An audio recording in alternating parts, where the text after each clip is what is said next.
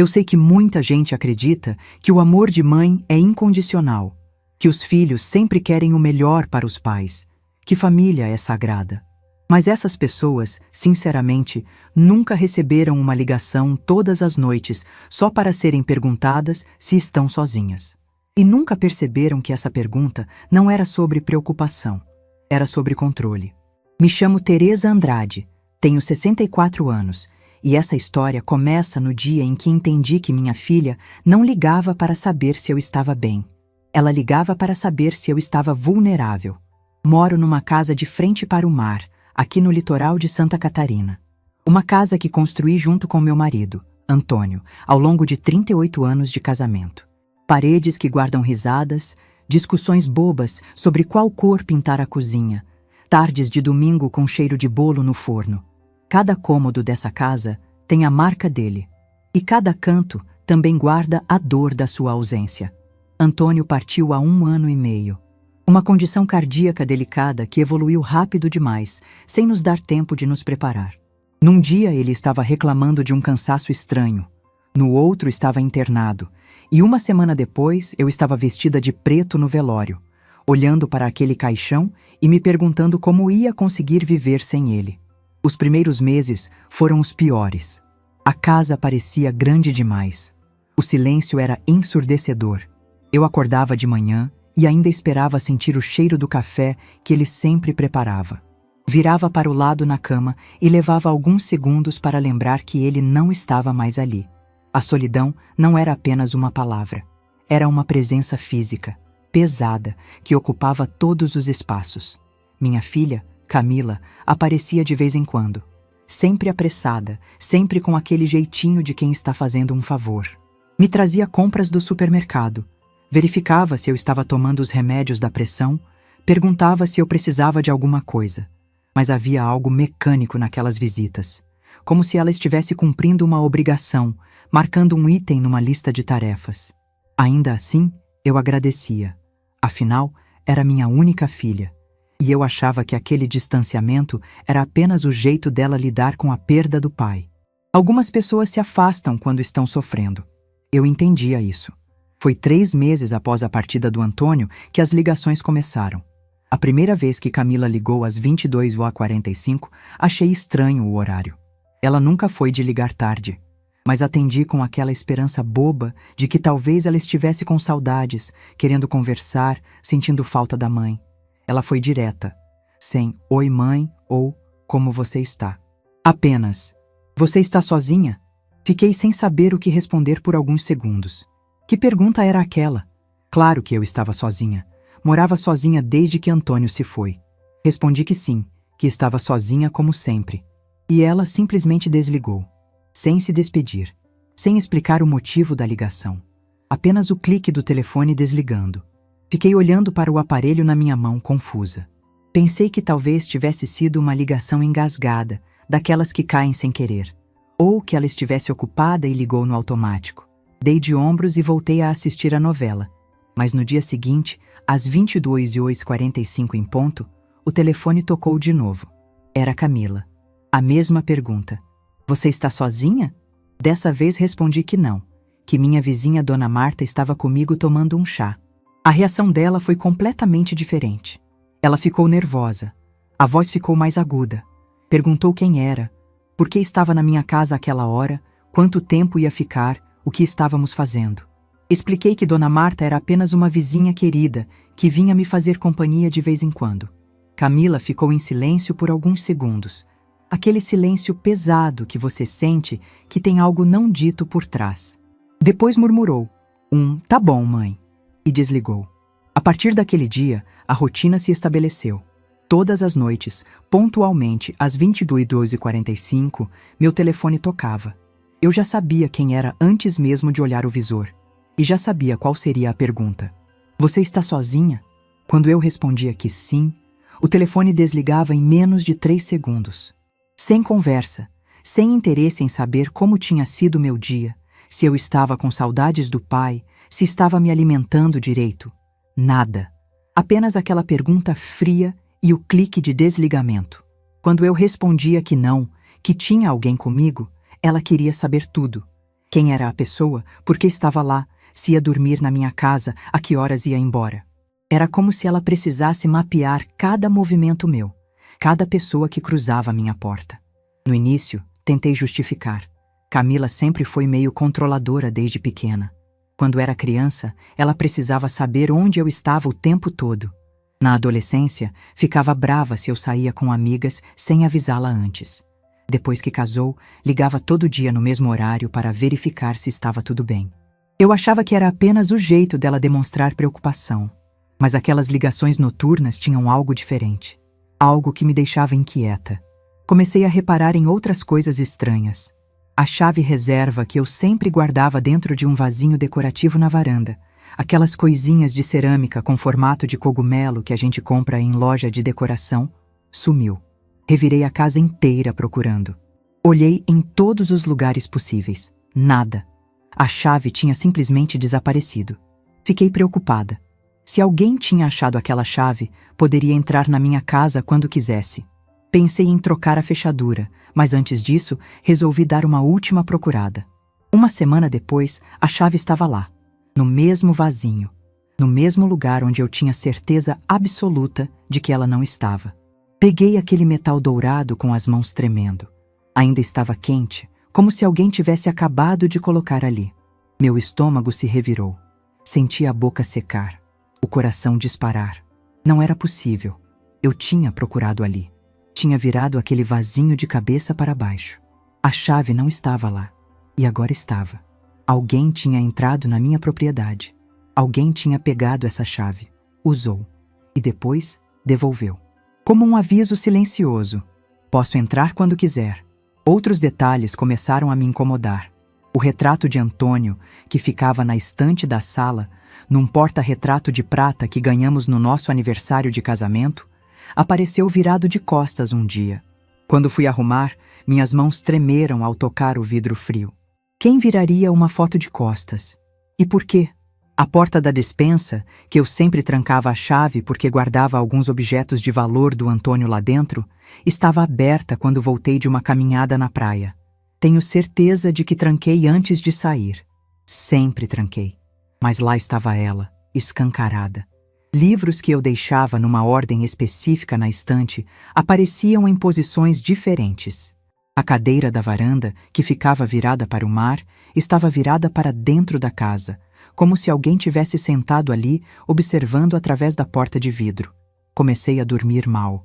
Acordava no meio da noite com qualquer barulhinho. O vento batendo na janela me fazia pular da cama. O som do portão rangendo me deixava em alerta. Passei a verificar todas as portas e janelas 3 vezes antes de deitar. E então, vi ele. Era uma quinta-feira, por volta das 8 da noite. Eu estava na cozinha preparando um chá de camomila, tentando me acalmar depois de mais um dia me sentindo vigiada dentro da própria casa. Olhei pela janela que dá para a rua e meu sangue gelou. André, meu genro, estava parado na calçada em frente à minha casa, imóvel, só olhando. A luz do poste iluminava metade do rosto dele, deixando a outra metade em sombras. Ele não estava mexendo no celular, não estava esperando ninguém. Apenas observando as janelas iluminadas da minha casa com uma intensidade que me fez recuar instintivamente. Tinha as mãos nos bolsos e aquela postura relaxada demais para alguém que estava em frente à casa da sogra sem ter avisado que viria. Era a postura de quem estava fazendo algo que não deveria, mas não se importava em ser visto. Fui até a porta da frente, o coração batendo descompassado, e acenei para ele. Ele levou um susto visível, o corpo inteiro se retesando. Olhou rapidamente para o celular, como se tivesse recebido uma mensagem urgente. Virou as costas e saiu andando rápido em direção ao carro que estava estacionado mais à frente. Não disse uma palavra. Não acenou de volta. Apenas fugiu. Aquilo foi estranho. Muito estranho. Nos dias seguintes, comecei a reparar que André aparecia com frequência. Sempre em horários diferentes. Sempre sozinho. Sempre com aquele comportamento de quem está observando. Às vezes estava do outro lado da rua. Outras vezes passava de carro devagar, olhando para dentro do meu jardim. Uma noite, acordei assustada com um barulho na varanda dos fundos. Eram quase 3 da manhã. O relógio digital na mesinha de cabeceira piscava aqueles números vermelhos no escuro. Meu coração disparou tão forte que senti dor no peito. Fiquei paralisada debaixo do cobertor, todos os músculos tensos, a respiração presa. Ouvi de novo, um som metálico, raspando, forçando. Alguém estava tentando abrir a janela da varanda. Peguei o telefone com as mãos suadas, pronta para ligar para a polícia, e me arrastei até a janela do quarto. Cada passo parecia ecoar na casa silenciosa. Espiei pela fresta da cortina, meu corpo tremendo tanto que mal conseguia focar a visão. Era ele, André, meu genro, agachado em frente à janela da varanda, iluminado pela lua cheia, com alguma ferramenta na mão, tentando arrombar minha casa, como um ladrão comum, como um invasor. Fiquei paralisada. Não conseguia processar o que estava vendo. O que meu genro estava fazendo tentando entrar na minha casa de madrugada? Por que ele não tocou a campainha? Por que estava agindo como um criminoso? Ele não conseguiu abrir a janela. Graças a Deus eu sempre a trancava. E depois de alguns minutos tentando, desistiu e foi embora pulando o muro dos fundos. Ouvi o baque surdo do corpo dele caindo do outro lado, o som de passos apressados se afastando. Fiquei acordada o resto da noite, sentada na cama, com todas as luzes da casa acesas e o telefone na mão. Não conseguia parar de tremer. Não conseguia entender. No dia seguinte, Camila apareceu. Sem avisar, como sempre. Tocou a campainha por volta das 10 da manhã e entrou com aquela desenvoltura de quem se sente dona do lugar. Ela trazia uma pasta de documentos. Sentamos na mesa da cozinha e ela começou a tirar papéis de dentro da pasta, espalhando tudo na minha frente. Eram contratos, formulários, procurações. Ela falou rápido, naquele tom de quem já decorou um discurso. Disse que precisava que eu assinasse uma procuração para ela cuidar da minha conta bancária. Que seria mais fácil assim, que ela poderia pagar minhas contas, fazer transferências, resolver burocracias, sem eu precisar sair de casa. Depois puxou outro papel, um termo de tutela para decisões médicas. Ela explicou que se eu precisasse de algum tratamento, de alguma internação, ela poderia tomar as decisões por mim, sem precisar me estressar com detalhes. Havia também um documento sobre transferência de bens. Ela disse que era para adiantar a herança, que assim evitaríamos impostos futuros, que seria melhor para todo mundo. Cada vez que eu hesitava, que pegava um papel para ler com mais atenção, ela ficava impaciente. Dizia que era só assinar, que não precisava complicar, que era tudo simples e ela estava só tentando me ajudar. Mas algo dentro de mim gritava que aquilo não estava certo. Disse que precisava pensar, que queria mostrar para um advogado antes de assinar. Ela ficou visivelmente irritada. Me olhou com aquele olhar de decepção que filhos usam quando acham que os pais estão sendo difíceis. Ela murmurou algo sobre eu estar ficando teimosa, sobre ser coisa de gente mais velha não aceitar ajuda. Guardou os papéis de volta na pasta com movimentos bruscos e saiu sem se despedir direito. Naquela noite, às 22h45, o telefone tocou. Já era automático. Minha mão pegava o aparelho antes mesmo de eu processar o que estava fazendo. Você está sozinha? Dessa vez, respondi que sim, mas minha voz saiu diferente. Tinha um peso que não estava lá antes. Ela desligou. Fiquei sentada no sofá, olhando para o telefone na minha mão. A casa estava em silêncio, só o barulho das ondas do mar lá fora. Mas dentro de mim, algo estava gritando. As ligações. A chave que sumia e voltava. Os objetos mudados de lugar. André rondando minha casa. A tentativa de invasão de madrugada. Camila com documentos para eu assinar. Será que eu estava ficando paranoica? Será que a solidão estava me fazendo ver coisas onde não existiam? Ou será que havia algo muito mais sinistro acontecendo debaixo do meu nariz? Levantei e fui até a janela. A rua estava vazia, iluminada apenas pelos postes. O mar estava escuro, calmo, indiferente aos meus medos. E então, a pergunta que mudaria tudo veio à minha mente, clara como água. Não era mais, será que estou ficando louca? Era. O que eles estão planejando? E quanto tempo eu tenho antes que seja tarde demais? Passei a noite em claro depois daquela pergunta. Será que eu estava enlouquecendo ou será que alguém queria que eu pensasse isso? A dúvida é uma das piores sensações que existem. É pior que a certeza da dor. Porque na dúvida você fica suspenso, sem chão, sem saber se confia nos próprios sentidos. Levantei quando o sol começou a clarear o horizonte. Fiz café, mas nem consegui tomar. O estômago estava fechado, embrulhado de ansiedade. Sentei na varanda de frente para o mar e tentei organizar meus pensamentos. Precisava entender o que estava acontecendo, e para isso precisava voltar no tempo, revisar a história toda, procurar os sinais que talvez tivesse ignorado. Camila sempre foi uma criança complicada. Não no sentido de ser mal educada ou rebelde, mas no sentido de precisar controlar tudo ao redor dela. Quando tinha uns 5 anos, organizava os brinquedos por cor e tamanho, e tinha ataques de choro se alguém mexia. Na escola, era a que ditava as regras das brincadeiras. Se as outras crianças não seguissem exatamente o que ela mandava, ela simplesmente ia embora. Eu e Antônio achávamos que era apenas uma fase, que ela era uma criança organizada, determinada, com personalidade forte. Conversamos com a psicóloga da escola, que nos tranquilizou dizendo que algumas crianças tinham esse perfil e que com o tempo ela aprenderia a ser mais flexível. Mas o tempo passou e Camila continuou sendo Camila. Na adolescência, ela tinha ciúmes doentio de mim.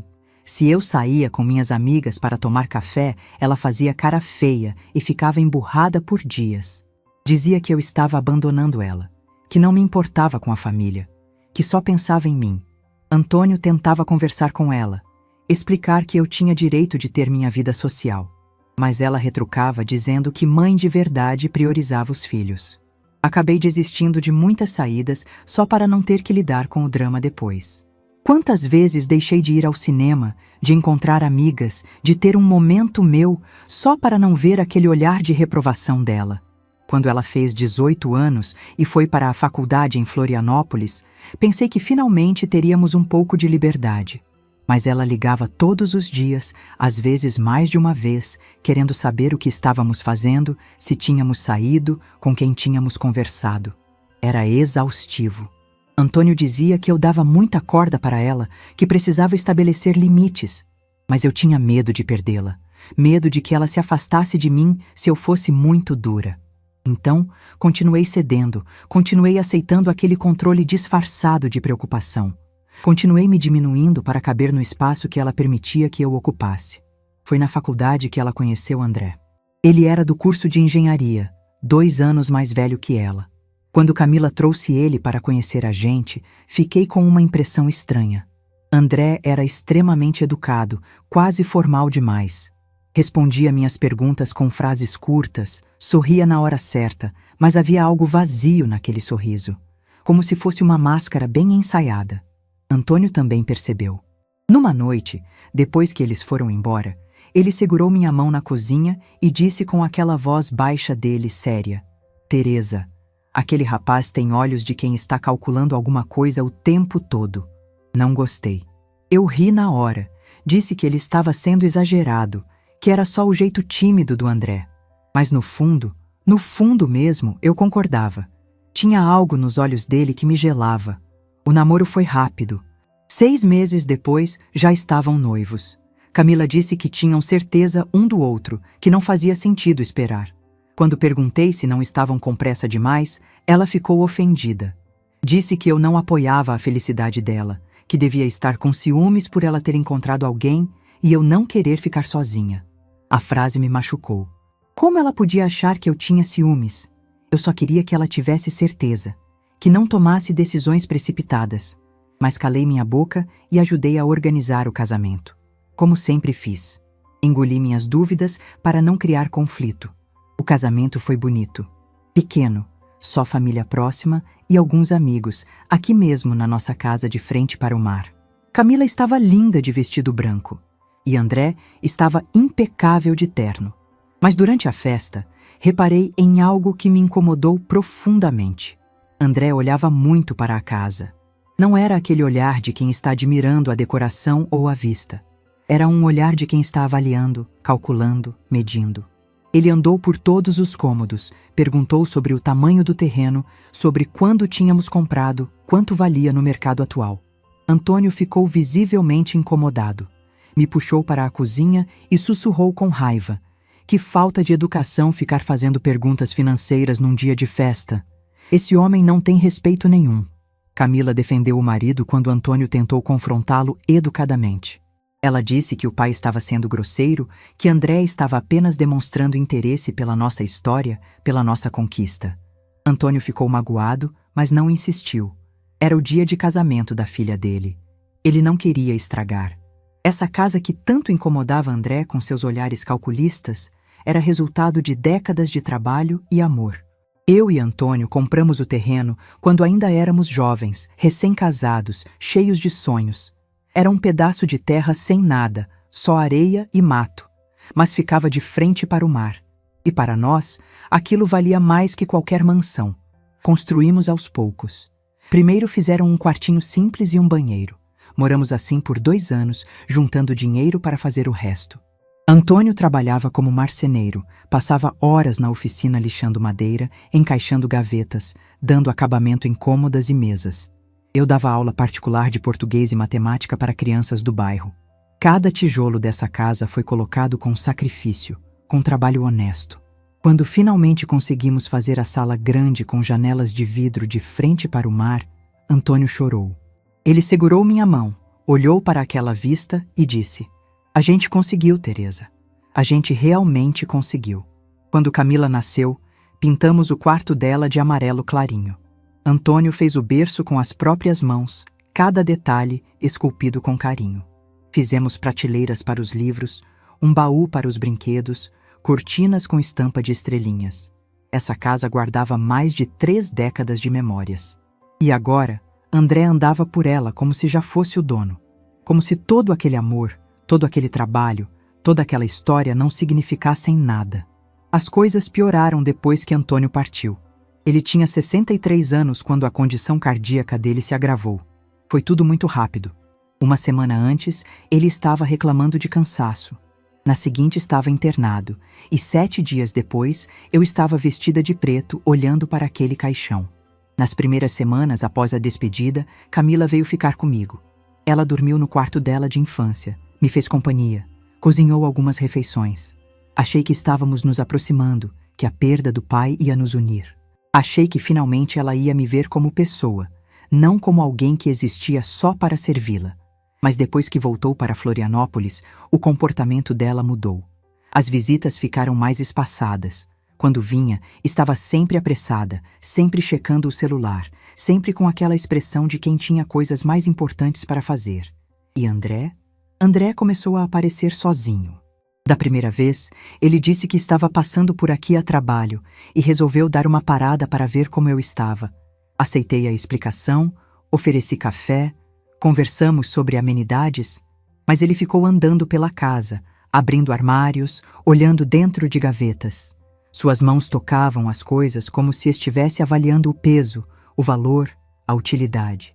Quando perguntei o que estava procurando, ele disse que estava vendo se eu precisava de algum conserto, que podia chamar um amigo dele que era eletricista, outro que era encanador, que eu não devia ficar sozinha cuidando de tudo. Parecia gentileza, mas o jeito como ele mexia nas coisas, como abria portas sem pedir permissão, me deixava com a pele arrepiada. Ele começou a aparecer com mais frequência. Sempre sozinho, sempre com alguma desculpa. E eu via ele do canto da janela, parado na rua antes de tocar a campainha, olhando para a casa como quem está estudando alguma coisa, como quem está fazendo um inventário mental de tudo que há lá dentro. A pior noite foi aquela em que acordei com o barulho na varanda dos fundos. Eram 3 da manhã. Meu corpo inteiro gelou. Fiquei deitada, o coração batendo tão forte que parecia que ia sair pela boca, as mãos suando frio, tentando entender de onde vinha o som. Era um arranhar metálico, como se alguém estivesse tentando forçar uma fechadura. Me arrastei até a janela do quarto, me escondi atrás da cortina. Minhas pernas tremiam tanto que mal conseguia ficar em pé. Espiei. A lua estava cheia e iluminava bem o quintal dos fundos. E lá estava ele, André, agachado em frente à janela da varanda, com alguma ferramenta na mão, tentando abrir a janela. Dava para ver o reflexo do metal na luz da lua. Dava para ver a concentração no rosto dele. Meu corpo inteiro congelou. Não era medo, era terror puro. Por que meu genro estava tentando invadir minha casa de madrugada? Se ele precisava de alguma coisa, por que não tocou a campainha? Por que não me ligou? Fiquei ali, paralisada, sem saber o que fazer. Minha mente corria em círculos. Se eu acendesse a luz, ele ia me ver. Se eu gritasse, o que aconteceria? Ele ia inventar alguma desculpa? Ia fugir? Ou ia fazer algo pior? Ele tentou forçar a janela por uns 5 minutos, que pareceram 5 horas. Quando percebeu que não ia conseguir, graças a Deus eu tinha trancado bem, graças a Deus. Ele guardou a ferramenta no bolso, olhou ao redor para ter certeza de que ninguém estava vendo e pulou o muro dos fundos. Ouvi o som do corpo dele caindo do outro lado. Ouvi passos se afastando. Fiquei sentada no chão do quarto até o sol nascer. Todas as luzes da casa acesas. O telefone na mão, tremendo. Não conseguia processar o que tinha visto. Não conseguia entender. Aquele era o marido da minha filha, o pai dos netos que eu esperava ter um dia, e ele estava tentando invadir minha casa como um ladrão comum. No dia seguinte, Camila apareceu. E pela primeira vez, tive medo da minha própria filha. Ela tocou a campainha por volta das 10 da manhã e entrou com aquela desenvoltura de quem se sente dona do lugar. Trazia uma pasta de documentos debaixo do braço. Sorriu para mim, mas o sorriso não chegou aos olhos. Nunca chegava. Sentamos na mesa da cozinha e ela começou a tirar papéis de dentro da pasta, espalhando tudo na minha frente. Eram contratos, formulários, procurações. Ela falou rápido, naquele tom mecânico de quem já decorou um discurso. Ela disse que precisava que eu assinasse uma procuração para ela cuidar da minha conta bancária. Começou com aquele tom suave, quase carinhoso. Mãe, vai ser tão mais fácil assim? Eu cuido de tudo. Pago suas contas, faço suas transferências, resolvo burocracias. A senhora não precisa se preocupar com nada. Depois puxou outro papel. Um termo de tutela para decisões médicas. Se a senhora precisar de algum tratamento, de alguma internação, eu posso tomar as decisões sem precisar estressar a senhora com detalhes. É só uma precaução, mãe, para facilitar as coisas. Havia também um documento sobre transferência de bens. Ela disse que era para adiantar a herança, que assim evitaríamos impostos futuros, que seria melhor para todo mundo. É tudo legal, mãe. Conversei com um advogado amigo do André. Ele disse que é a melhor opção. Eu peguei o papel da procuração e comecei a ler. Meus olhos passavam pelas palavras, mas minha cabeça estava em outro lugar. Estava vendo André tentando invadir minha casa de madrugada. Estava ouvindo o som metálico da ferramenta na janela. Estava sentindo o terror de perceber que não estava segura na própria casa. Disse que precisava pensar, que queria mostrar para um advogado antes de assinar. A mudança no rosto dela foi instantânea. A máscara de filha preocupada caiu e o que vi por baixo me assustou. Ela fechou a cara, seus olhos ficaram duros, sua voz perdeu toda a doçura falsa. Mãe, a senhora está complicando uma coisa simples. É só assinar.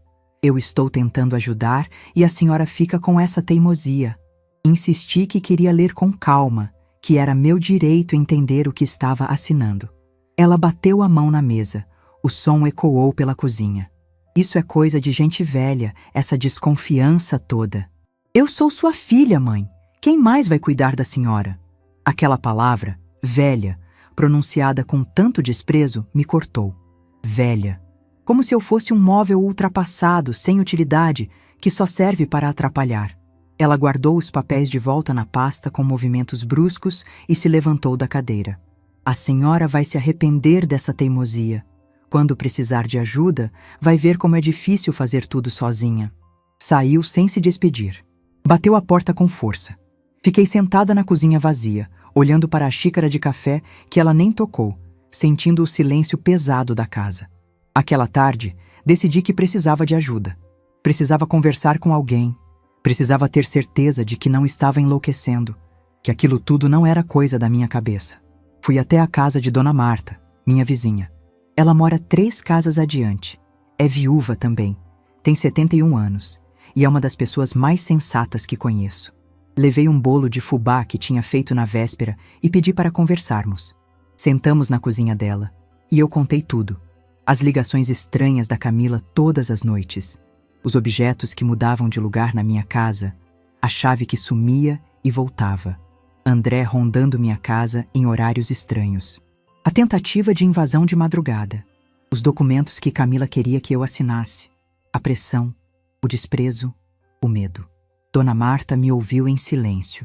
Ela segurou minha mão com força, e quando terminei de falar, ela me olhou nos olhos e disse com aquela voz firme dela: Teresa, escuta bem o que vou te dizer.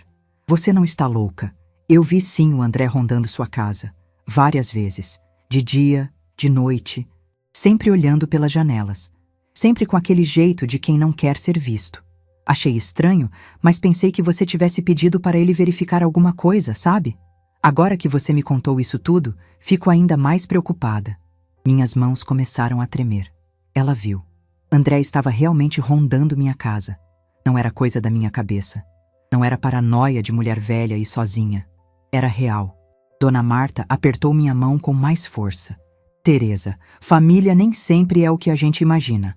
Às vezes, as pessoas que deveriam nos proteger são as que mais nos machucam. Você precisa se cuidar. Procura um advogado, verifica seus documentos, toma providências.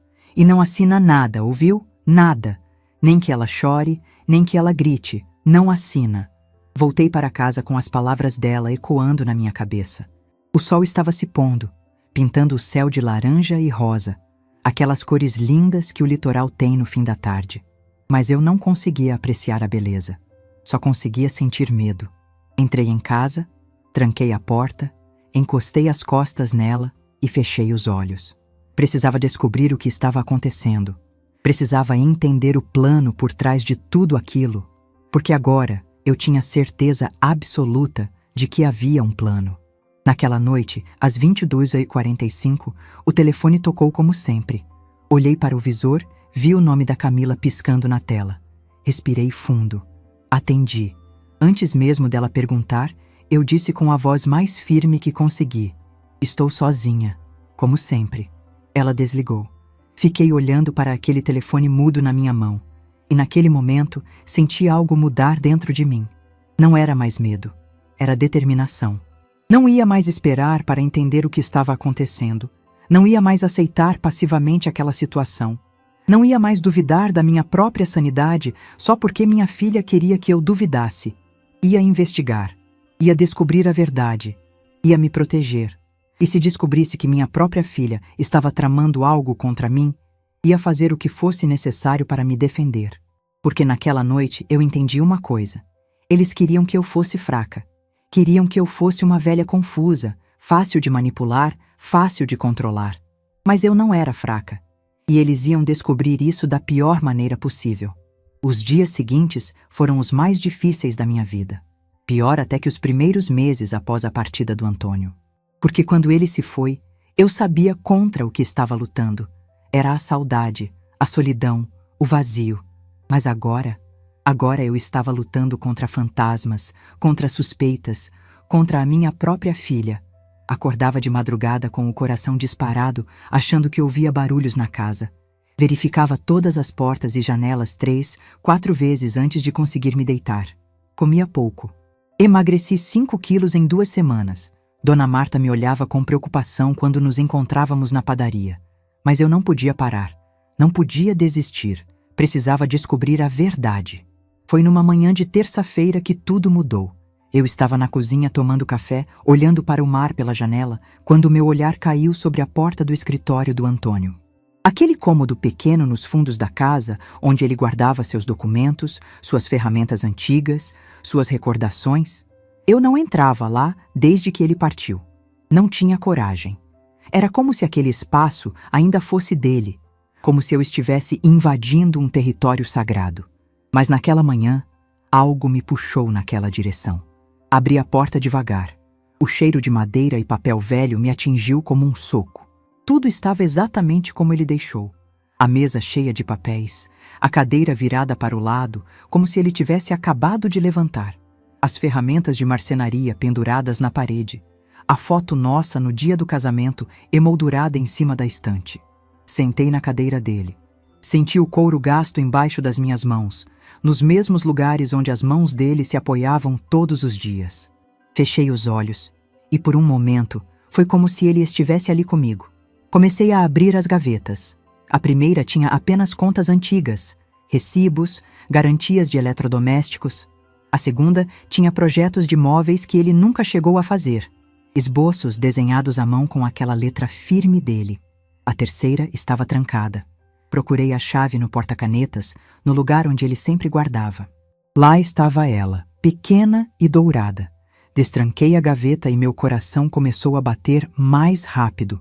Lá dentro estava uma pasta de couro marrom, daquelas antigas, com o fecho de metal enferrujado. Abri com cuidado. Dentro havia documentos importantes: certidões de nascimento, certidão de casamento, escritura da casa. Peguei a escritura. Meus olhos percorreram o papel, lendo as cláusulas, reconhecendo a linguagem jurídica. Era a prova de que esta casa era nossa, minha e do Antônio. E agora, só minha. Mas então vi algo que me fez gelar. Grampeado atrás da escritura havia outro documento, um anexo. Um papel com timbres oficiais, carimbos, assinaturas. Comecei a ler e cada palavra era como uma facada. Anexo de transferência condicionada. Estava escrito em letras grandes no topo. Continuei lendo, minhas mãos começando a tremer. Em caso de o titular ser declarado incapaz mental ou fisicamente de administrar o imóvel, seja por condição de saúde delicada, seja por fragilidade cognitiva comprovada por laudo médico, a propriedade será automaticamente transferida para Camila Andrade Silva, filha única, sem necessidade de processo judicial adicional. Li aquilo 3 vezes, 4, 5, tentando entender, tentando processar o que aquelas palavras significavam. Minha própria filha havia colocado uma cláusula na escritura da minha casa que permitia que ela tomasse tudo se eu fosse declarada incapaz. Virei as páginas, procurando por mais informações. Lá estava a data, 4 anos atrás. E lá estavam as assinaturas. A minha, a do Antônio, a da Camila e o carimbo de um tabelião. Tentei me lembrar daquele dia. Fechei os olhos. Forcei minha memória. E então veio. Como um filme nublado, embaçado, mas veio. Era um sábado de manhã. Camila havia aparecido aqui em casa com André, dizendo que tinham uma surpresa para a gente. Eles tinham consultado um advogado amigo e descoberto uma forma de proteger o patrimônio da família contra impostos futuros. Disseram que era um planejamento sucessório inteligente, que todo mundo com propriedades fazia. Antônio ficou desconfiado no início. Ele sempre foi cuidadoso com documentos. Mas Camila foi tão convincente, falou com tanta propriedade sobre leis e impostos, trouxe até exemplos impressos da internet. E mais importante, ela chorou. Disse que só queria garantir que a gente estivesse protegido, que ela pudesse cuidar da gente se algo acontecesse. E nós acreditamos. Eu e Antônio assinamos aquele documento achando que era proteção, achando que era amor, mas era uma armadilha. Sentei ali naquela cadeira, segurando aquele papel, e senti meu mundo desabar. Não era apenas uma traição, era um plano cuidadosamente arquitetado ao longo de anos. Tudo começou a fazer sentido com uma clareza dolorosa. As ligações todas as noites não eram para saber se eu estava bem. Eram para mapear minha rotina, para saber quando eu estava mais vulnerável, mais sozinha. Se eu dissesse que estava com alguém, ela ficava nervosa porque aquela pessoa poderia ser uma testemunha, alguém que poderia complicar os planos deles. A chave que sumia e voltava não era esquecimento meu. Eles pegaram a chave, fizeram cópia e devolveram. Entravam na minha casa quando eu saía, mudavam coisas de lugar, viravam retratos, abriam portas. Tudo para me fazer duvidar da minha sanidade, para me fazer pensar que estava ficando confusa, esquecida, incapaz. André rondando a casa não era proteção, era vigilância. Ele estava observando meus hábitos, meus horários, verificando quando eu estava verdadeiramente sozinha. A tentativa de invasão de madrugada não foi acidental. Ele estava testando minha reação, minha capacidade de perceber ameaças, minha vulnerabilidade. Os documentos que Camila trouxe, a procuração, a tutela médica, a transferência de bens, eram para acelerar o processo. Se eu assinasse, eles teriam controle total sobre minha vida financeira e minhas decisões. E com aquele anexo escondido na escritura, só precisariam de um laudo médico dizendo que eu estava fragilizada, para tomar a casa. Eles queriam me fazer parecer incapaz. Queriam me fazer parecer louca, confusa, senil. E então usariam aquele documento que eu tinha assinado anos atrás, confiando na minha filha, para tirar tudo de mim. A casa, minha autonomia, minha dignidade, minha vida. Segurei aquele papel com tanta força que minhas mãos ficaram brancas. A raiva que senti foi diferente de qualquer coisa que já tinha experimentado. Não era uma raiva explosiva, gritada, era uma raiva fria, cortante, que fazia meu peito doer físico. Como ela pôde? Como minha filha, a criança que carreguei no ventre por 9 meses, que amamentei, que embalei para dormir, que cuidei quando estava doente, como ela pôde planejar algo assim contra mim? As lágrimas vieram, grossas, quentes, silenciosas. Chorei segurando aquele documento, sentada na cadeira do Antônio, sentindo uma dor que nem tinha nome. Era traição, era decepção, era luto. Era perder uma filha enquanto ela ainda estava viva. Pensei no Antônio. Será que ele desconfiou de algo antes de partir? Será que percebeu a armadilha e não teve tempo de me avisar? Ou será que ele também foi enganado, assim como eu? Olhei para a foto dele em cima da estante. Aquele sorriso largo, aqueles olhos bondosos. E disse em voz alta, ali naquele escritório vazio: Antônio, nossa filha não é quem a gente pensava que era. E eu não sei o que fazer. O silêncio foi a única resposta. Mas então, devagar, algo começou a crescer dentro de mim. Não era desespero, era clareza. Uma clareza dura, fria, estratégica. Eu não podia confrontar Camila diretamente. Se eu mostrasse que sabia do plano, eles mudariam de tática.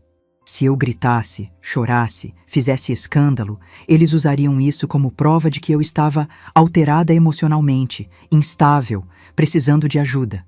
Precisava ser mais inteligente que eles. Precisava jogar o jogo deles melhor do que eles mesmos. Precisava de provas concretas, irrefutáveis. Precisava de testemunhas. Precisava de documentação. Mas, acima de tudo, precisava proteger essa casa. Porque não era apenas uma construção de tijolos e cimento. Era a única coisa física que me restava do Antônio. Era a história da nossa vida juntos. E eu não ia deixar que tirassem isso de mim. Tirei foto daquele anexo com meu celular. Várias fotos, de vários ângulos, garantindo que cada palavra estava legível. Guardei o documento de volta na pasta, a pasta na gaveta, tranquei tudo exatamente como estava. Levantei daquela cadeira com as pernas trêmulas, mas com uma determinação que não sentia há muito tempo. Lavei o rosto, olhei para mim mesma no espelho do banheiro.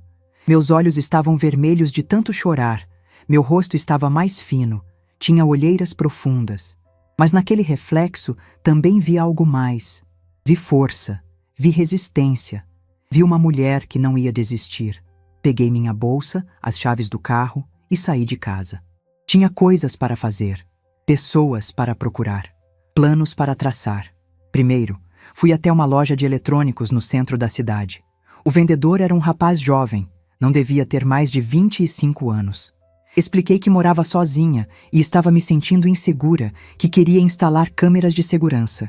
Ele me mostrou várias opções, câmeras grandes, visíveis, que serviam para intimidar.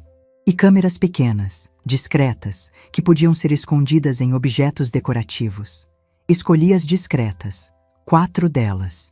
Ele perguntou se eu queria que instalassem. Disse que não, que eu mesma ia instalar. Ele ficou surpreso. Não esperava que uma senhora de 64 anos soubesse fazer isso. Mas eu tinha sido professora de matemática. Entendia de tecnologia mais do que ele imaginava. Depois, procurei o endereço que Dona Marta tinha me dado. Dr. Fernando Carvalho, advogado especializado em direito de família e proteção de idosos. O escritório ficava numa sala comercial simples, mas organizada. Ele me recebeu pessoalmente. Dr. Fernando tinha uns 50 anos, cabelos grisalhos, óculos de aro fino e uma expressão séria, mas gentil. Sentei na frente dele e contei tudo. Mostrei as fotos do documento. Expliquei as ligações, os objetos mudados, André tentando invadir minha casa, a pressão para assinar papéis. Ele me ouviu sem interromper. Quando terminei, ele ficou em silêncio por alguns segundos, olhando para as fotos no meu celular. Depois tirou os óculos, esfregou os olhos e disse: Dona Teresa, a senhora não é a primeira pessoa que vem aqui com uma história assim. Infelizmente, isso é mais comum do que deveria ser. Filhos que se aproveitam de pais idosos, que tentam antecipar heranças, que usam manipulação psicológica para fazer as vítimas parecerem incapazes. Ouvir aquilo dito em voz alta por um profissional validou tudo que eu estava sentindo. Não era paranoia. Não era coisa da minha cabeça. Era real. E tinha até um nome: abuso financeiro de idosos. Doutor, Fernando explicou meus direitos. Como única proprietária da casa, eu podia anular aquele anexo. Podia revogar qualquer procuração que tivesse assinado. Podia tomar medidas legais para me proteger. Mas ele também me alertou. A senhora vai precisar de provas muito sólidas, porque eles vão negar tudo, vão dizer que a senhora está confusa, que está interpretando mal as situações. Por isso, antes de tomar qualquer medida oficial, precisamos construir um dossiê completo. Fotos, gravações, testemunhos, tudo documentado. Saí daquele escritório com um plano de ação. E pela primeira vez em semanas, senti que tinha algum controle sobre a situação. Passei na farmácia e comprei remédio para dormir. Não porque queria dormir, mas porque precisava estar lúcida, descansada, alerta para o que viria pela frente. Quando cheguei em casa, já estava escurecendo. O mar estava agitado, as ondas batiam com força na areia. O céu estava carregado de nuvens escuras. Uma tempestade se aproximava. Entrei em casa, tranquei a porta e comecei a instalar as câmeras. Uma na sala, apontando para a porta da frente. Uma na cozinha, com visão para a porta dos fundos. Uma no corredor. E uma escondida num vaso de planta na varanda, apontando para o quintal. As câmeras gravavam direto no meu celular. Eu poderia ver tudo em tempo real, de qualquer lugar. Eles não saberiam que estavam sendo filmados. Quando terminei, já passava das 10 da noite. Fiz um chá de camomila, sentei no sofá e fiquei olhando para o aplicativo das câmeras no celular. 4 pequenos quadrados mostrando os diferentes ângulos da minha casa. Às 22h45, o telefone tocou. Camila. Como sempre. Atendi. Esperei. Você está sozinha? Dessa vez minha voz saiu diferente. Firme, controlada, quase fria. Sim, estou sozinha. Silêncio do outro lado. Um silêncio mais longo que o normal. Como se ela tivesse percebido algo diferente no meu tom. Depois, o clique do telefone desligando. Fiquei olhando para a tela do celular. Para as 4 câmeras mostrando minha casa vazia, quieta, esperando. Eles achavam que eu era fraca. Achavam que eu era uma velha confusa, fácil de enganar, fácil de controlar. Achavam que podiam me roubar, me humilhar, me destruir. Mas estavam enganados. Porque eu não era mais a Teresa que aceitava tudo calada. Não era mais a mãe que se diminuía para caber no espaço que a filha permitia. Não era mais a mulher que duvidava de si mesma. Eu era uma mulher que tinha acabado de descobrir a verdade. E a verdade, por mais dolorosa que fosse, me libertou. Agora era só questão de tempo, de paciência, de estratégia. Eles tinham feito um plano contra mim. Agora eu ia fazer o meu. E quando tudo terminasse, eles iam entender que subestimaram completamente a pessoa errada. Os 3 dias seguintes foram os mais estratégicos da minha vida.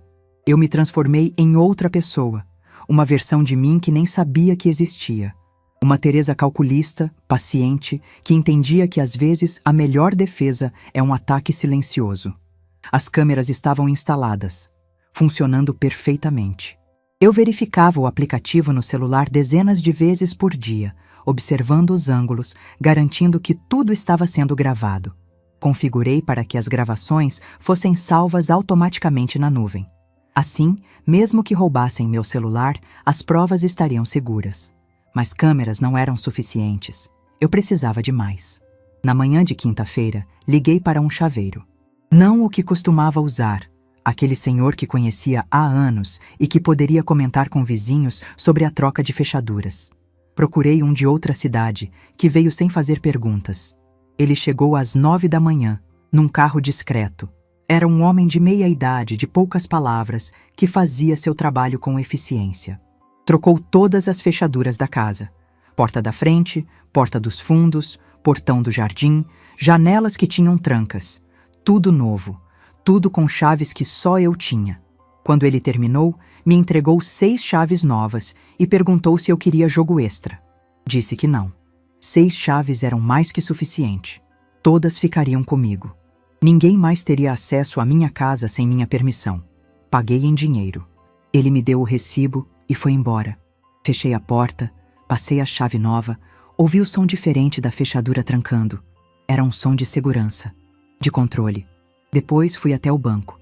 Pedi para falar com a gerente, uma moça jovem chamada Patrícia, que sempre foi muito atenciosa comigo. Expliquei que precisava revisar todas as autorizações na minha conta. Qualquer procuração, qualquer pessoa autorizada a movimentar meu dinheiro, tudo precisava ser revogado. Patrícia ficou surpresa. Perguntou se havia acontecido alguma coisa. Respondi apenas que estava tomando precauções, reorganizando minha vida após a partida do Antônio. Ela entendeu, não insistiu. Verificamos tudo no sistema. Felizmente, eu nunca tinha dado procuração bancária para Camila. Antônio, sim, ele tinha uma autorização antiga para movimentar a conta. Mas como ele já não estava mais conosco, aquela autorização estava automaticamente cancelada. Saí do banco com uma sensação de alívio. Pelo menos, meu dinheiro estava seguro. Eles não poderiam mexer nas minhas economias sem minha autorização direta. Na sexta-feira, voltei ao escritório do Dr. Fernando. Ele tinha preparado alguns documentos para mim assinar. O primeiro era uma revogação formal daquele anexo na escritura da casa. Dr. Fernando explicou que como Antônio já tinha partido e eu era a única proprietária, eu tinha total direito de anular qualquer cláusula que não me favorecesse. O segundo documento era uma declaração de capacidade plena. Um médico que Dr. Fernando conhecia, Dr. Raul, especialista em geriatria, fez uma avaliação completa comigo. Testes cognitivos, exames neurológicos, avaliação psicológica. Tudo documentado, tudo assinado e carimbado. O resultado foi cristalino. Eu estava em plenas condições mentais e físicas, lúcida, orientada, capaz de tomar minhas próprias decisões. Aquele documento era uma blindagem contra qualquer tentativa de me declarar incapaz. Doutor. Fernando guardou cópias de tudo em seu escritório. Disse que se precisássemos ir à justiça, tínhamos um caso sólido. Mas ele também me aconselhou algo importante. Dona Teresa, a senhora tem todas as provas documentais, mas seria ainda melhor se conseguisse uma prova visual ou em áudio da tentativa de invasão ou da pressão psicológica. Algo que não deixe dúvidas sobre as intenções deles. Se foi quando o plano se formou completamente na minha cabeça. Voltei para casa naquela tarde de sexta-feira com uma clareza de propósito que era quase assustadora. Eu sabia exatamente o que precisava fazer. E sabia que precisava fazer naquela noite. Preparei tudo com cuidado. Verifiquei as câmeras mais uma vez, todas funcionando, todas gravando, todas com ângulos perfeitos. Carreguei meu celular completamente. Coloquei o número da polícia nos contatos rápidos. Sentei no sofá da sala, olhando para o mar através da janela. O sol estava se pondo, pintando o céu de tons de vermelho e laranja. Era bonito demais para o que eu estava prestes a fazer. Mas a beleza não apaga a necessidade de justiça. Às 20h45, o telefone tocou. Pontual, como sempre. Camila. Respirei fundo. Meu coração batia forte, mas minha mente estava clara, focada. Atendi. Esperei ela fazer a pergunta de sempre. A voz dela veio, como todas as noites. Você está sozinha? E então, eu menti. Pela primeira vez em todas aquelas semanas de ligações, eu menti deliberadamente. Não, tenho um amigo aqui comigo. A gente está conversando, tomando vinho, aproveitando a noite. Silêncio do outro lado. Um silêncio tenso, carregado. Eu podia quase ouvir os pensamentos dela do outro lado da linha. Que amigo? A voz dela ficou mais aguda, mais tensa. Um amigo do seu pai. Seu Maurício, lembra dele? Ele veio me fazer uma visita. Trouxe uns documentos antigos que eram do Antônio. Mais silêncio. Depois. E ele vai ficar aí até que horas? Não sei. A gente está conversando sobre coisas do passado. Deve ficar até tarde. Ouvi ela respirar do outro lado. Um respiro curto, ansioso. Depois ela desligou, sem se despedir, como sempre. Mas dessa vez o desligamento foi mais abrupto, mais nervoso. Fiquei sentada no sofá, sozinha na sala vazia. Não havia nenhum seu Maurício. Não havia nenhum amigo. Não havia nenhuma visita. Havia apenas eu, as câmeras escondidas e a armadilha montada. Apaguei todas as luzes da casa. Deixei apenas a luz do quarto acesa, projetando um clarão amarelado pela fresta da porta. De longe, pareceria que eu estava no quarto, ocupada, distraída. Sentei no sofá da sala, no escuro, com o celular na mão mostrando as 4 telas das câmeras. E esperei. 20 minutos se passaram. Minha respiração estava controlada, mas meu coração batia como um tambor. 30 minutos. 40. E então vi. Na câmera que mostrava o quintal dos fundos, uma sombra se moveu. Alguém estava pulando o muro. Ampliei a imagem no celular. Era ele, André, vestido de escuro, com uma mochila nas costas. Ele olhou ao redor, verificando se alguém estava vendo. Depois caminhou em direção à janela da varanda dos fundos, a mesma que tinha tentado arrombar semanas atrás. Minha respiração ficou presa na garganta. As câmeras estavam gravando tudo.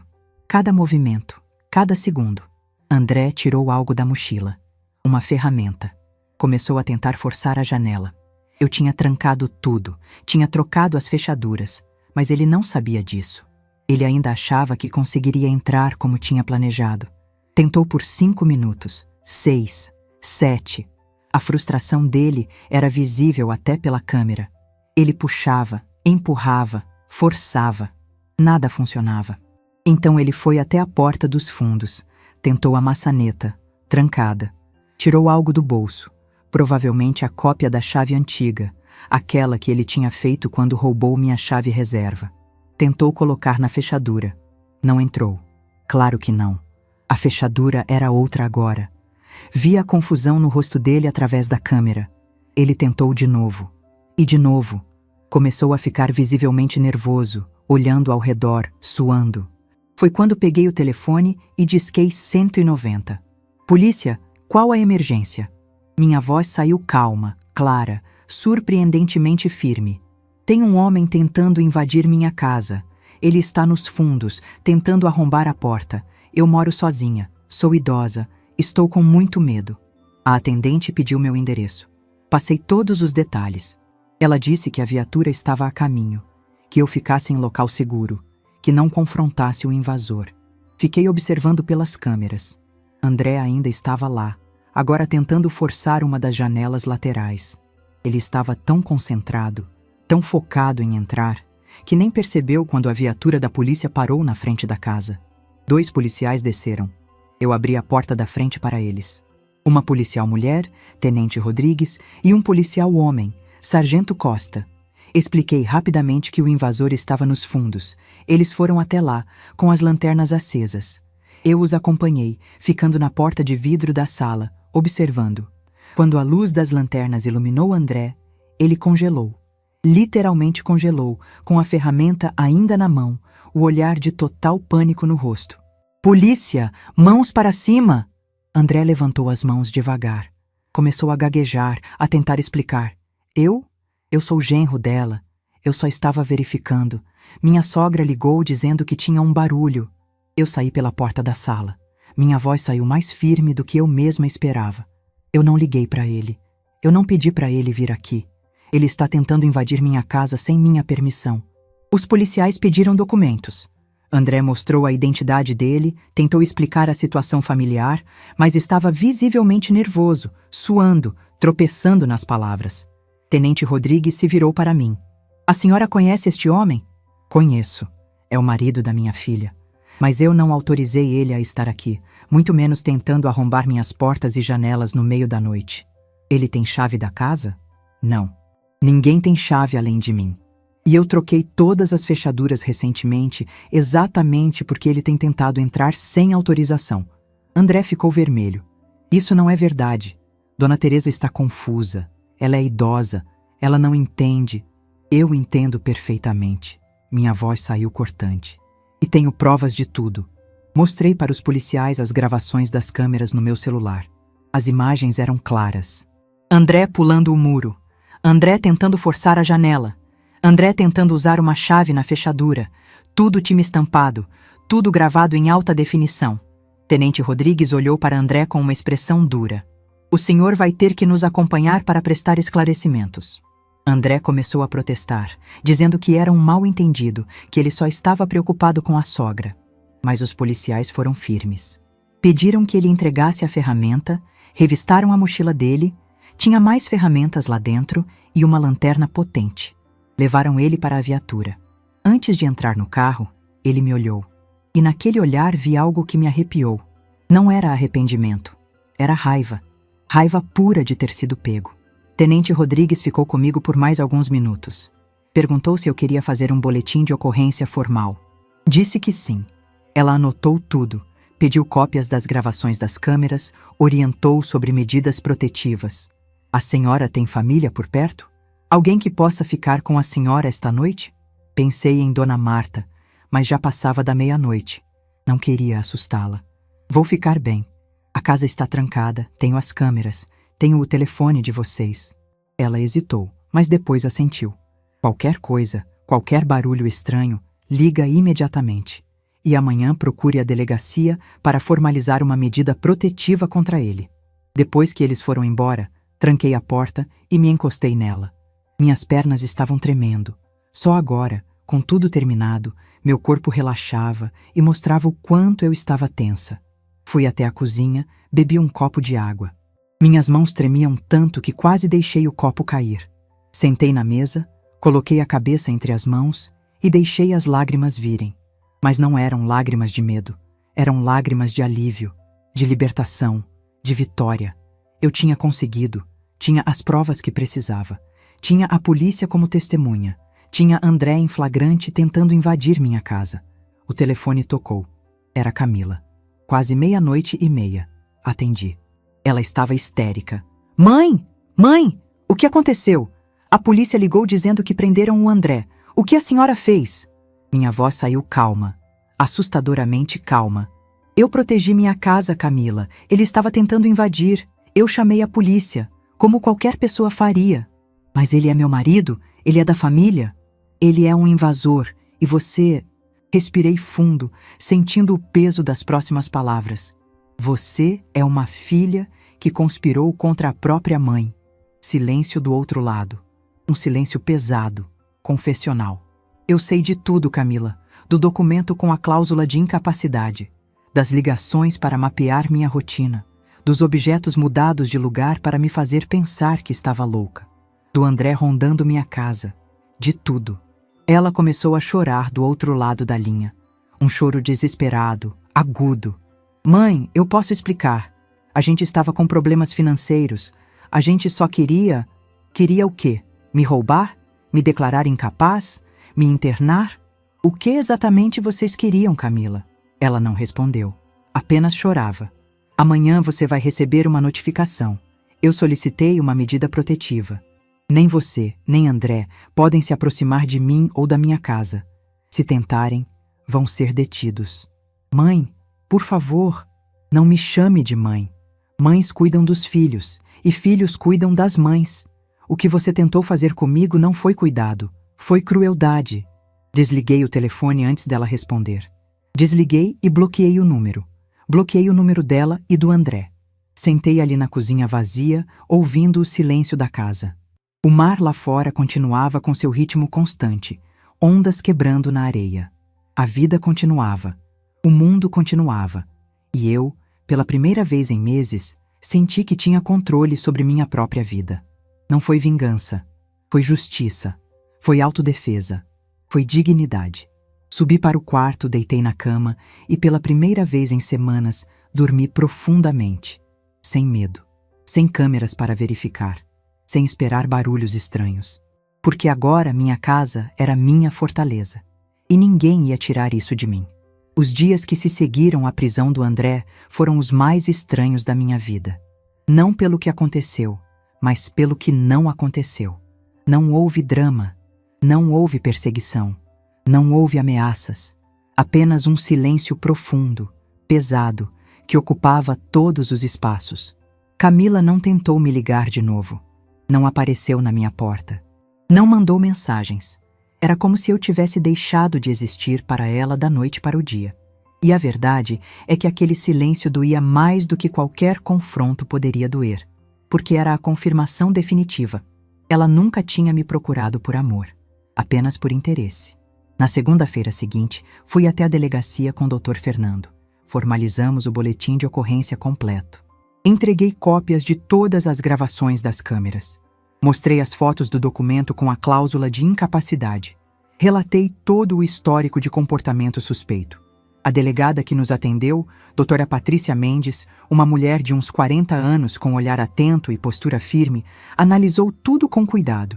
Quando terminou de ler, ela tirou os óculos e me olhou diretamente nos olhos. Dona Teresa, a senhora fez tudo certo. As provas são sólidas. Vou encaminhar o pedido de medida protetiva hoje mesmo. Em 48 horas, nem sua filha nem seu genro poderão se aproximar da senhora ou da sua residência. Se tentarem, serão detidos imediatamente. Ouvi aquelas palavras e senti um alívio imenso, mas também senti uma dor lancinante no peito. Medida protetiva, contra minha própria filha. Como tinha chegado até ali? Dr. Fernando tocou meu ombro com gentileza. Dona Teresa, sei que é doloroso, mas a senhora está se protegendo. E isso não é egoísmo, é sobrevivência. A medida protetiva foi concedida na quarta-feira. Recebi uma cópia do documento em casa, entregue por um oficial de justiça. Li cada palavra, cada cláusula, sentindo o peso daquilo tudo.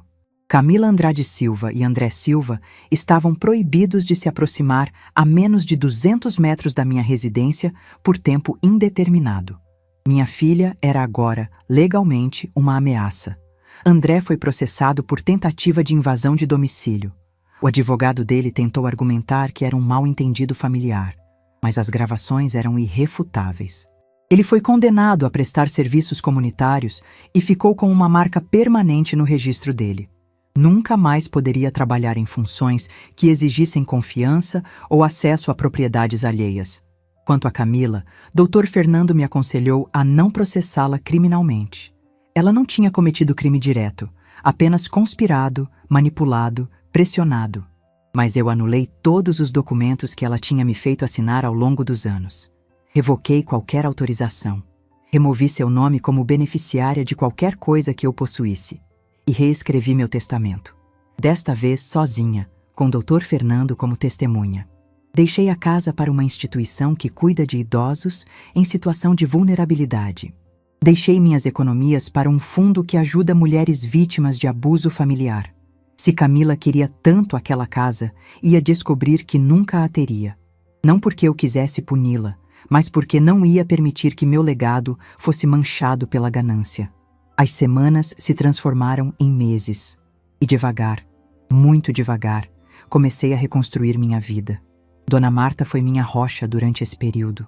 Ela aparecia todo dia, trazia almoço, sentava comigo na varanda, me deixava chorar quando precisava chorar e me fazia rir quando eu esquecia que ainda podia rir.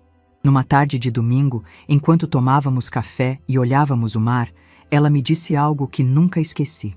Teresa, você perdeu uma filha, mas não perdeu a si mesma, e isso é o que importa. Comecei a fazer terapia. Sim, aos 64 anos, sentei pela primeira vez na vida numa cadeira de psicóloga.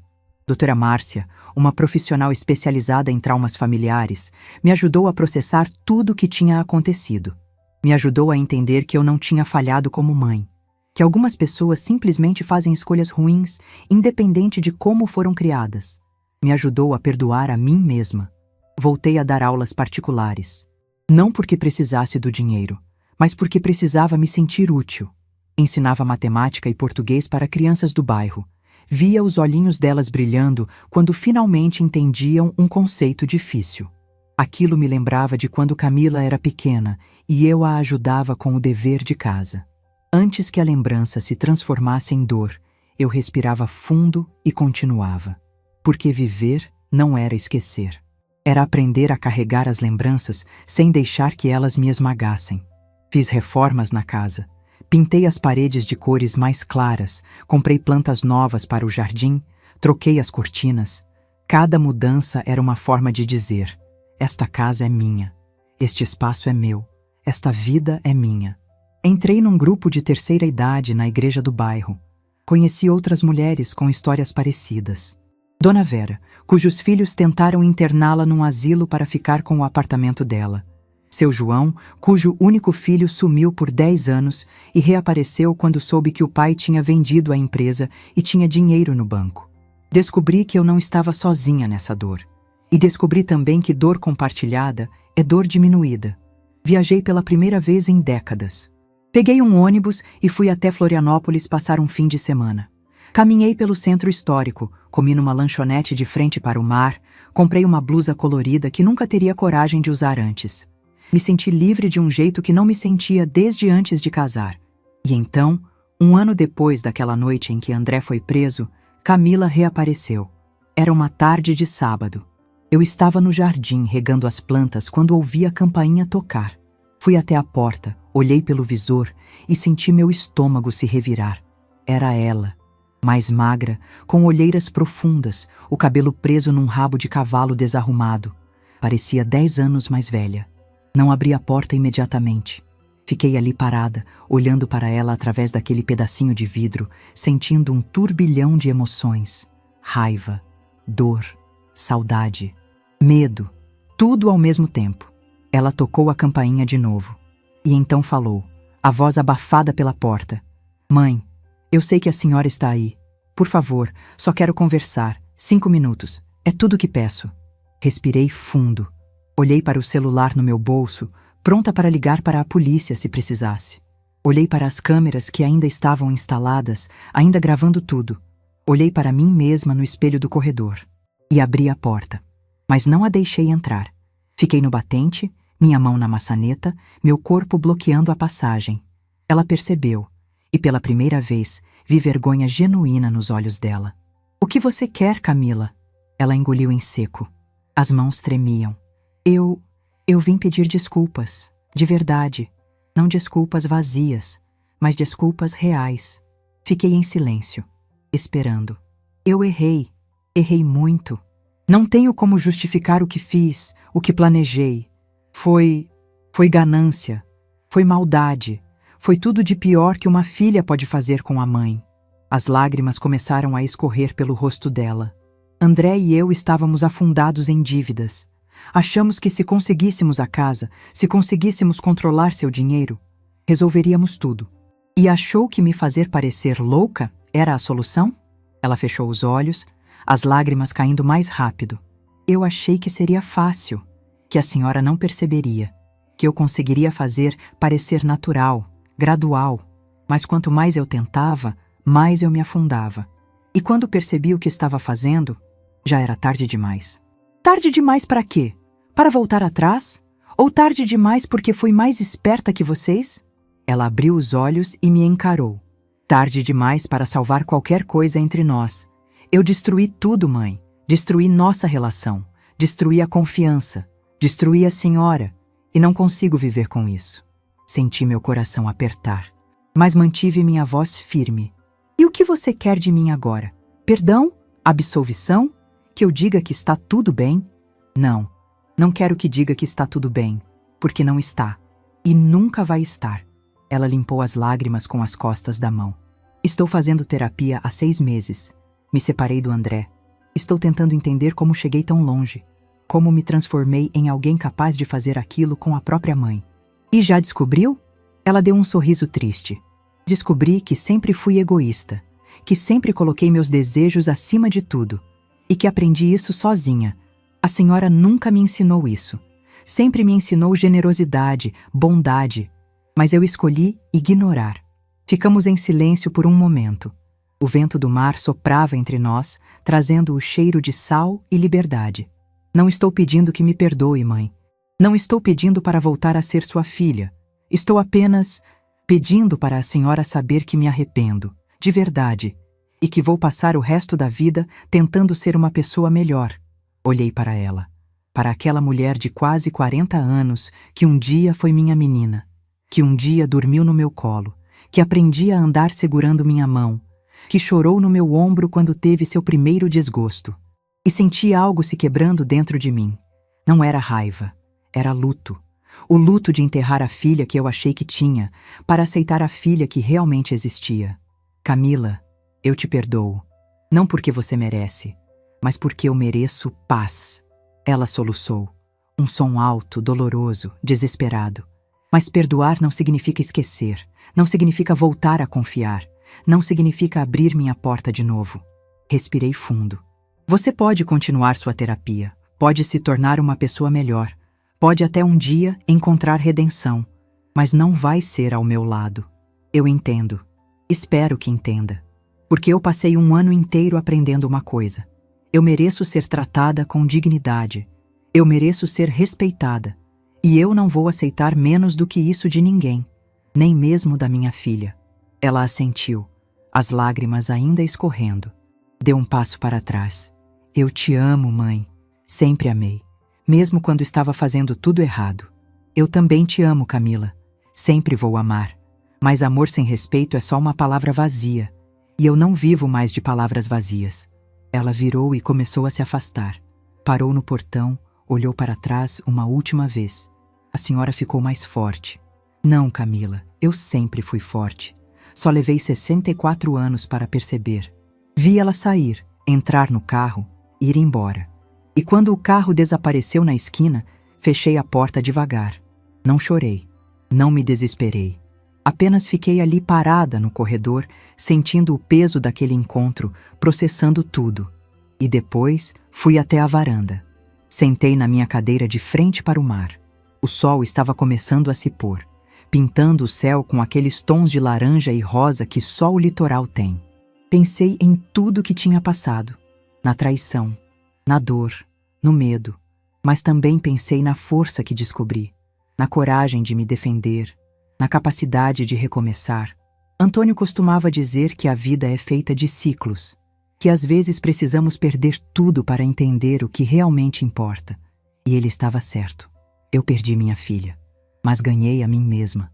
Perdi a ilusão de uma família perfeita, mas ganhei a certeza de que posso viver sozinha sem estar solitária. Perdi a necessidade de ser aceita, mas ganhei a liberdade de simplesmente existir. Hoje, quando olho para trás, não sinto mais aquela dor lancinante que sentia nos primeiros meses. Sinto uma nostalgia mansa, poderia ter sido diferente, que não me paralisa mais. Todas as noites, às 22h45, olho para o relógio e lembro das ligações. Mas agora meu telefone fica em silêncio. E esse silêncio não é assustador, é tranquilo.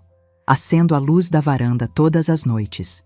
Não porque tenho medo do escuro, mas porque aquela luz se tornou meu símbolo. Luz que anuncia: aqui mora uma mulher livre. Uma mulher que se escolheu. Uma mulher que entendeu que dignidade não se negocia. Aprendi que família não é quem divide seu sangue. É quem divide sua vida com respeito. Dona Marta é mais família para mim do que Camila jamais foi. Meus alunos, meu grupo da igreja, meus novos amigos, eles são minha família agora.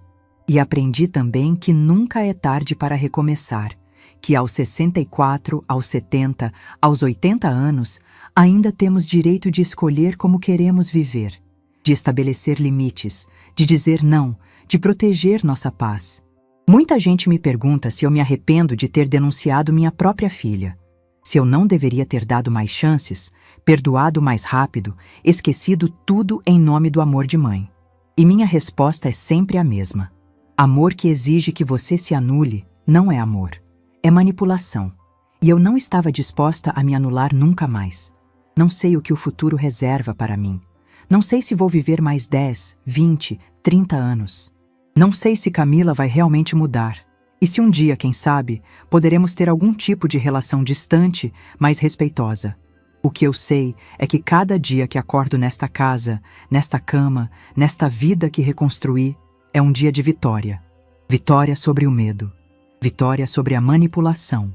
Vitória sobre a ideia de que precisamos aceitar qualquer coisa em nome da família. Quando o sol se põe e o céu escurece, acendo a luz da varanda. E sempre que olho para aquela luz amarela cortando a escuridão, lembro de quem sou. Sou Teresa Andrade. Tenho 65 anos agora. Sou viúva, mãe de uma filha que perdi antes dela partir, dona de uma casa que protegi com unhas e dentes. Sou uma mulher que descobriu que força não está em nunca cair, está em levantar todas as vezes que cair. Sou uma mulher que aprendeu que o maior amor que podemos dar a nós mesmos é o respeito próprio. E sou uma mulher livre. Se essa história tocou seu coração, deixe seu like, se inscreva no canal e comente aqui embaixo. No meu lugar, o que você faria? Sua mensagem pode iluminar o dia de alguém.